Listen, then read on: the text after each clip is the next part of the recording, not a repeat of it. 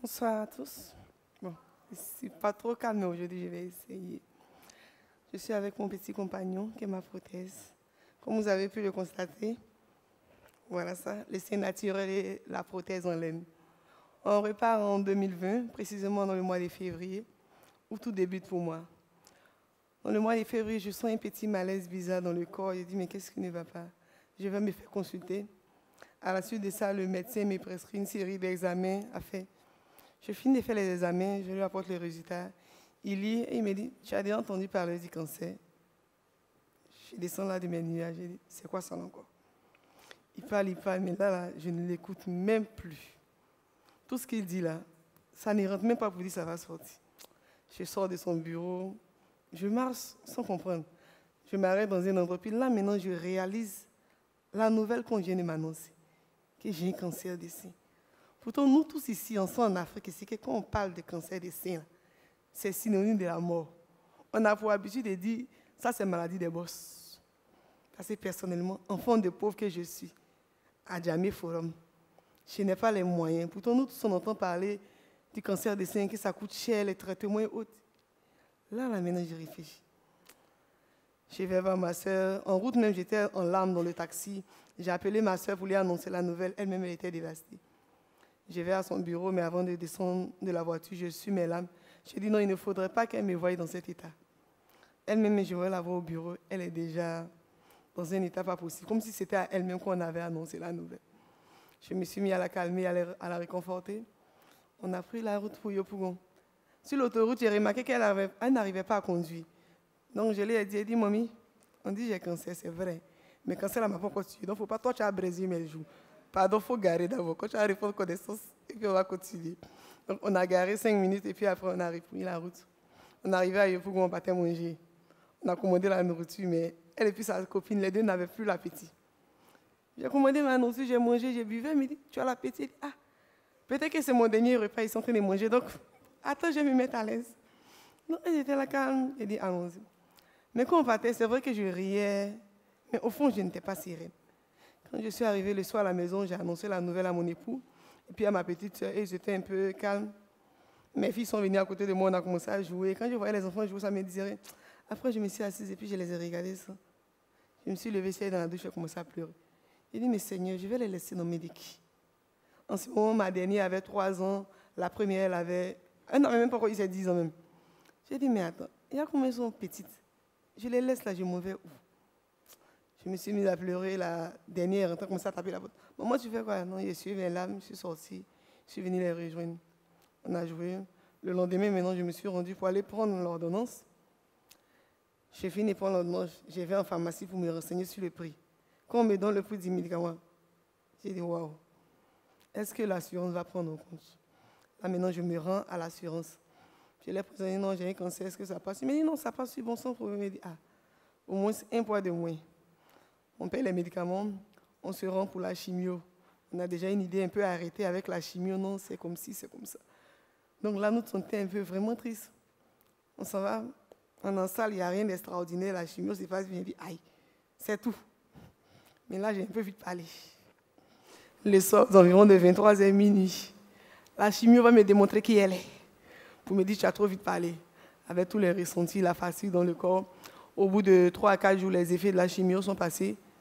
J'ai repris le service, j'appelle mon patron pour dire, j'ai un travail. Déjà, tu n'as pas te reposer? Il dit non. Que ça va, je viens. Il dit ok. Donc j'ai repris le service. À la 2e séance de chimiothérapie, la vie que j'avais déjà vue, comment ça s'est passé auparavant. Donc là, je n'ai pas jugé bon de dire, je vais me déplacer avec un monde là, je n'avais plus cette crainte-là. Je suis allée en salle sans problème. Au point où j'ai donné rendez-vous à mon boss et on travaillait pendant que je faisais ma séance de chimio. Les infirmières me disent, tu ne vas pas te reposer, tu ne vas pas dormir, tu es en train de travailler. J'ai dit, ah, ça a passé. Elle dit, depuis qu'on commence dans ce métier-là, tu es la première patiente qu'on a reçue, qui prend la vie en fair play, qui s'en fiche. Elle dit, ah, ça en est déjà né. Si Dieu a envoyé, il sait pourquoi il a envoyé, il va me donner les moyens, puis il a quitté dans ça. Donc je me suis, en tout cas moi, du coup, je me suis libérée, parce que je suis de nature à ne pas prendre les choses au sérieux. C'est ce qui est ma force. Je suis de nature à ne pas prendre les choses au premier degré. Je me dis, c'est arrivé, on avance, la vie continue. Donc c'est à ce niveau-là. Il y a des moments où je me posais des questions, je me dis, mais pourquoi c'est sur moi que Dieu a mis ça? Après, je m'assois. Et puis, je regarde mes frères et sœurs. Je regarde ma famille. Puis moi aussi, je dis, Seigneur, tu as bien fait. Parce que quand je regarde mes sœurs, quand je prends la première fille de ma maman, on a surnommé Mère Thérèse à la maison, Janine. Je dis, si c'est Janine qui a eu ça, mais moi, j'ai m'enterré avant. Là. Pleure de ça, là. Maman Thérèse, là, non, on ne peut pas. Quand je regarde autres, après, je m'assois et dis, non, c'est moi seul que je pouvais avoir ce mental-là pour supporter ça. On a fini l'étape des chimios. On va passer maintenant à l'opération. Là encore, c'est un dilemme. Est-ce qu'on va se faire opérer? Est-ce qu'on ne va pas se faire opérer? Mes soeurs, comme d'habitude, elles vont se chamailler un peu là-dessus. L'autre dit non, qu'à laisser, ce n'est qu'un saint qui a parti, elle sera en vie. L'autre dit non, qu'à prier. Eh, Seigneur, maman Thérèse, elle va me tuer. Chacune de mes soeurs avait son rôle dans ça. Et elles m'ont vraiment aidé. L'autre, c'était la prière. Parce que ça aussi, c'était ma base, la prière. L'autre, c'était les amusements. Sortir pour oublier tout. Moi, je sais que quand il s'agit de prière, là, je connais qui dans mon réfectoire il a lancé. Il dit, mon mari, tous les retraites du pays, on y va. Ensemble, vous priez. Quand c'est vous visitez tous les restaurants maquis, j'appelle Audrey Lafolie. Ainsi de suite, on a réussi à surmonter ces étapes-là. Maintenant, ce que m'a lancé, on va dire, m'a emmené sur les réseaux, quand j'ai fini l'opération, le lendemain, quand je me suis réveillée, ça fait bizarre. Sur le champ, quand je me suis réveillée le soir, j'ai regardé ça comme ça. Le lendemain, ils sont en train de me laver, puis j'ai regardé. C'est maintenant que je me rends compte et dis, attends, l'amusement là, c'est insane. Et là, je me suis mise à pleurer pendant au moins 2 minutes. J'ai suivi mes larmes, j'ai fini. Pris mon portable comme d'habitude. J'ai dit à ma grand-sœur, prends-moi une photo. Elle m'a dit, aïe, prends-moi une photo. C'est mon corps. J'ai pris la photo. Après, j'ai fait une petite vidéo pour balancer dans mes différents groupes WhatsApp dans lesquels j'étais pour leur dire que l'opération s'est bien passée. Les gens ont apprécié. Quand je suis sortie de la clinique, avant de sortir, j'ai dit, il n'est pas sorti avec un sein comme ça, pourquoi? J'ai pris le paquet de lotus, j'ai formé le sein. J'ai mis, malgré qu'il y avait encore des tuyaux dans le sein, j'ai mis ça et puis je suis sortie avec. On a fini de faire les pansements. Deuxième étape à affronter, l'habillement. Je suis une actrice sexy. Là, il faut changer son habillement. Je ne vais pas venir te promener avec un sein. Comment ça va se passer? Les gens vont te regarder en comment? Le regard des autres. On a réussi à surmonter l'habillement. On s'habillait maintenant. Ça, c'était les t-shirts, pas les décolletés pour pouvoir camoufler. On a fini avec l'habillement. Deuxième chose, maintenant, le regard des autres. Quand je me suis rendue à la CNRAO pour commencer ma radiothérapie, là-bas, j'ai croisé d'autres femmes. À force d'échanger, j'ai vu que toutes ces femmes, on avait un problème. On n'ose pas s'afficher. On a peur du regard des autres. Qu'est-ce que les gens vont penser de nous? J'ai resté et dit, attends, non, on va rester à vivre dans la peur comme ça. Non, ça c'est foutaise. Je me lève un matin, je prends une feuille, j'écris des questionnaires, je donne à ma fille. Je mets ma caméra. Elle dit, allez, j'ai ma journaliste, la première. Elle me lit les questions et puis je réponds. J'ai fait la vidéo, j'ai balancé. J'ai vu que bizarrement, le nombre de likes, ça a eu. Tout le monde a apprécié. Donc, il m'a fait me donner un conseil. Ah bon, il faut changer la voix de la personne qui a parlé. Là, il fait un enfant. Il dit, mais c'est un enfant même. Elle dit, c'est ma première fille, c'est maintenant, elle a 10 ans. Donc, elle connaît quoi? C'est normal qu'il y a beaucoup de fautes dedans. C'est un enfant. Elle dit, ah d'accord, il faut prendre une grande personne. Elle dit, je n'ai pas de grande personne. C'est mon expérience. Donc, au départ, je faisais ces vidéos-là, juste comme ça, comme un passe-temps. Mais à la longue, je vois toutes ces femmes qui m'appellent, qui m'expliquent leur vécu. Je dis, ah, apparemment, mon histoire des passe-temps, ça commence à devenir sérieux. Les gens commencent à m'appeler, à se reconnaître en moi. Il y a d'autres qui me disent, ah, pourquoi tu as pris ton gros que tu as mis, tu lancé sur les réseaux? C'est pas bon, il faut te cacher. Je dis, c'est justement pour ça que je suis venue sur les réseaux. On s'est assez caché. On s'est trop caché même. Est-ce que la maladie nous vend ça? Il n'y a pas quelqu'un qui a rêvé d'être comme je suis, ni qui rêve d'être ça. C'est Dieu qui nous l'a imposé, la nature qui nous l'a imposé. Donc pourquoi on va se cacher? C'est parce qu'on se cache. On ne donne pas le moral à celle qui passe par cette épreuve-là. Il ne faudrait plus qu'on se cache. Il faudrait qu'on sorte. Et moi, là, je suis la voix de ces sans-voix. Parce qu'on s'est assez caché. Quand tu as le cancer, tu vas venir parler de ça à un ami ou un parent. Et il faut faire attention, ça là, ça tue mal. Hein? Bon, moi, à l'instant, tu me dis ça tue mal. Tu m'apportes quoi? Au contraire, mais je suis en train de déstabiliser encore mon moral. Pourtant, tu dois soulever mon moral. Et c'est cette mauvaise manière-là que nous, les Africains, surtout nous, les Ivoiriens, on a. Tu t'en rends visite à un malade avec pas une funérailles. Bon, tu veux lui annoncer qu'il est le prochain sur la liste? Non, mais il faudrait qu'on change. Je me dis aussi, c'est parce que toutes ces femmes qui sont passées par là, qui sont en vie, n'osent pas en parler. C'est pour cela que les autres sont dans la peur. Mais si on vient, on te dit, ah, j'ai le cancer, tu dis, ah non, ça, la Seigneur m'a dit qu'il se soigne. Parce que je connais une dame, elle a eu ça, elle a envie. Tu peux échanger avec elle, elle va te conseiller. Au moins, ça me donne la force. Je dis, ah, il y a de l'espoir. Mais on ne me présente personne qui est en vie, personne qui est passé par là. Quand je parle de ça, on me dit que c'est maladie, que je dois me cacher, que c'est sort. Bon, ok, je suis d'accord avec le côté sort. On est en Afrique, on ne peut pas cacher ça. On a nos côtés là dedans. C'est vrai, c'est un sort. Dieu qui est là, il est plus fort que le sorcier. Dieu qui est là, c'est lui qui a créé les plantes que les Blancs ont décidé de prendre pour nous soigner. Il n'y a pas un médecin qui est supérieur à Dieu. Avant de prendre mes médicaments, j'avais cette habitude-là. Je m'assois et puis je dis, Seigneur, c'est toi qui as créé la nature, tu as créé les plantes, tu as créé les hommes. Le médecin n'est pas plus intelligent que toi. Il n'a pas le pouvoir de me guérir. Les médicaments que je suis en train de prendre là, je considère que c'est le corps du Christ et le sang du Christ que je suis en train de boire. Et moi, je vois que je vais sortir de là en vie. Et je lui ai fait cette promesse. Il a dit, si moi je sors de cette maladie en vie, je vais faire boucan sur les réseaux sociaux pour parler de ça.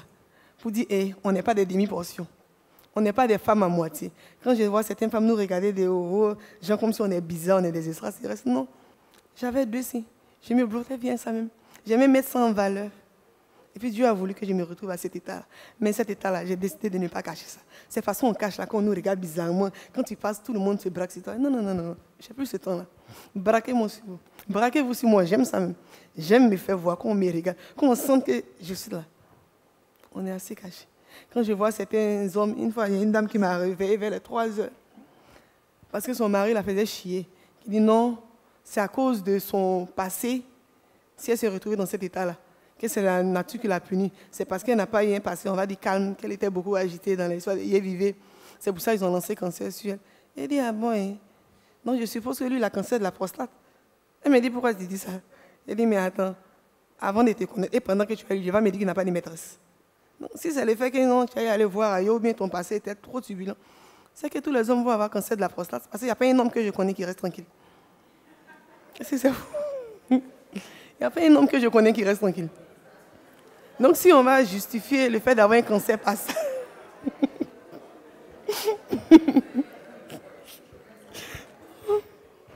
si on va justifier le fait d'avoir une maladie par son passé, on peut conclure à ça. Quand je vois une rivale qui se moque de l'autre, pour dire oui, je suis venue pour mon mari, c'est pour ça que Dieu t'a donné cancer. Elle dit, ah bon. Elle pense que quoi? Parce que les gens, tu as le cancer, tu ne peux pas faire un enfant, ou bien ça t'empêche de remplir ton devoir conjugal. Non. C'est juste une maladie. Tout se passe dans la tête. Si tu n'as pas pris ton courage pour l'affronter, comment c'est que tu as honte, tu te caches? C'est pour ça que je permets de te manipuler. Finalement, je suis là. C'est quoi tu as me dit, ça me fait quelque chose. Ce par quoi tu as commencé à m'inciter là, moi, j'ai déjà mis ça devant. Non, tu vas dire quoi encore? Je sais que quand tu as fait le discours, moi, la première des choses, c'est parce que ton cœur est là que tu t'as donné un signe. J'ai dit oui. C'est parce que mon cœur est énorme qui m'a donné, c'est puis après. C'est que tu vas prendre pour m'insulter là, moi, mais j'ai déjà mis ça au devant. Pour te dire, j'ai pas peur. Arrêtons les préjugés. Ça n'a pas été facile. Pendant toute cette épreuve aussi, il y a des paroles que je ne faisais que me répéter en tête.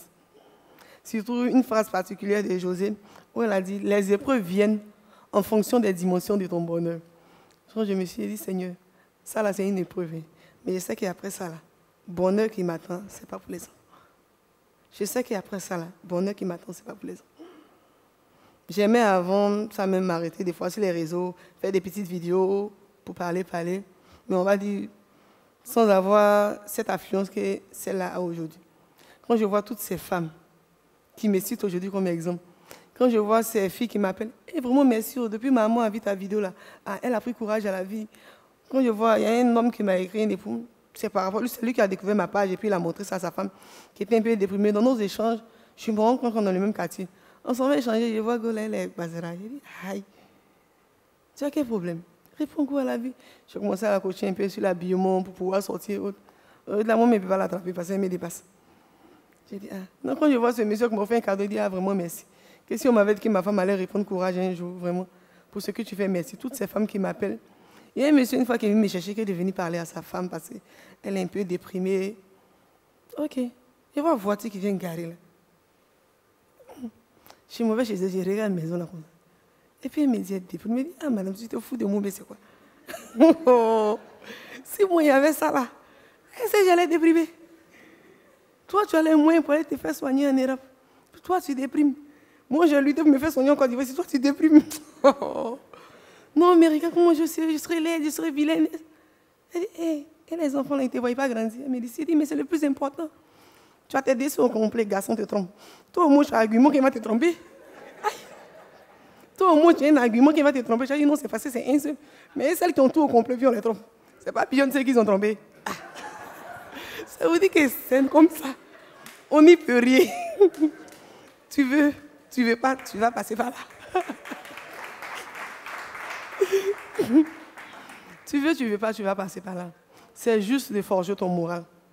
Je tiens à dire particulièrement à toutes ces personnes qui traversent ces situations-là, que tout commence par le moral.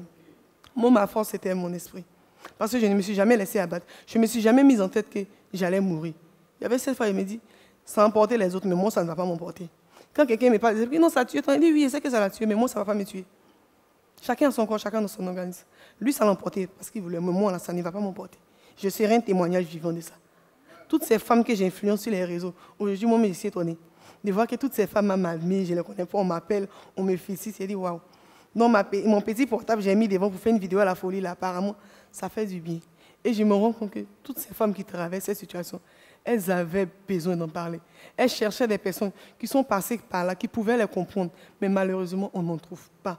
Elles ont ça, elles ont peur du regard des autres. Non, ma famille, non, je vais faire honte à mon mari, honte à mes enfants, comment les gens me regardent. Mais on s'en fiche du regard des autres. Tu vis pour toi. Le plus important pour moi, aujourd'hui, je suis là.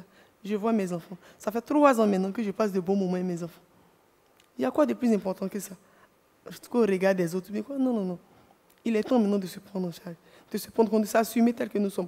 On n'a pas demandé d'être comme ça. Dieu m'a créé au début avec 2. Arrivé au moment, il a jugé qu'il me reste un seul. Il sait pourquoi? Non, moi j'avance avec. C'est toi qui m'as créé. Ce que tu veux faire de moi, il faut le faire. Mais moi, je suis en vie, c'est le plus important. Permets-moi de voir mes enfants grandir. C'est ça qui est important pour moi. Arrivé un moment aussi, quand vous allez voir un malade, sachez lui remonter le moral. Ça ne sert à rien de lui faire le catalogue de toutes ces personnes-là qui sont mortes de la maladie dont ils souffrent. Non. À l'instant T, la personne a besoin que vous lui montrez des exemples positifs. Pour dire, je connais telle personne qui a eu la maladie, qui est en vie. Je connais telle personne qui soigne. Fais ci, fais ça. Mais ça ne sert à rien de venir, non, ça va te faire ci. Je suis en train d'enfoncer encore la personne. On n'en a pas besoin. On a besoin d'un soutien positif. Pour moi, quand on me demande c'est quoi être influenceur positif, je me considère comme une influenceuse positive. Quand je vois toutes ces personnes que je suis montée, quand je vois même d'autres qui n'ont pas la maladie, mais qui ont vu mes vidéos, hey, tante, tu es courageuse. Mais si je vais éviter ça, en faire comment? J'ai toujours pour habitude de dire aux jeunes, c'est vrai, il y a le lien du sang, mais il y a aussi plusieurs manières. Il y a quelques facteurs à risque tels que la drogue, la cigarette, l'alcool et le tabac que je connais. C'est à nous-mêmes de prendre soin de vous. Personne ne viendra faire ton bonheur si ce n'est toi-même. Si tu attends à ce que quelqu'un vienne te rendre heureuse parce que tu es malade, c'est que tu ne seras jamais heureuse. Tout se passe dans la tête. Moi, j'ai décidé de ne pas m'apitoyer sur mon sort. J'ai décidé d'être, on va dire, une militante pour toutes ces femmes-là qui ont peur de la société ou bien non. Il est temps de sortir de sa cage, de s'assumer et d'être fier de celle que nous sommes. D'être fier de qui on est. Moi, je suis fier de qui je suis. De là où je viens. Depuis ma naissance, je n'ai pas demandé d'être comme ça. Mais Dieu m'a emmené là. Et je suis fier, je m'accepte tel que je suis. Avec mes défauts, avec mes qualités. Ça ne m'empêche pas de travailler, ça ne m'empêche pas d'être une bonne mère, une bonne épouse. Rien de cela. Je vais à mes occupations sans problème. Je n'ai pas de complexe avec les gens. Quand je sors des fois comme ça, certains me regardent. Ils sont un peu gênés. D'autres ont peur de s'approcher pour me poser des questions. Moi-même, je les dévance. Parce que je sais déjà pourquoi tu me le dis. Oui, je peux t'aider. Puis je t'explique. C'est vrai que pour certains, ça attire la pitié. J'ai dit non, non, non. Éloignez de moi la pitié. Si j'aurais dit une chose, c'est la pitié. Donc, je vais conclure en disant simplement, ne nous regardez pas de travers. Nous sommes des femmes au même titre que vous. La maladie, on ne l'a pas achetée. Ça ne m'a pas fait plaisir de me réveiller de mon lit avec cet état-là. Mais j'assume et je suis fière de celle que Dieu a voulu que je sois. Merci encore.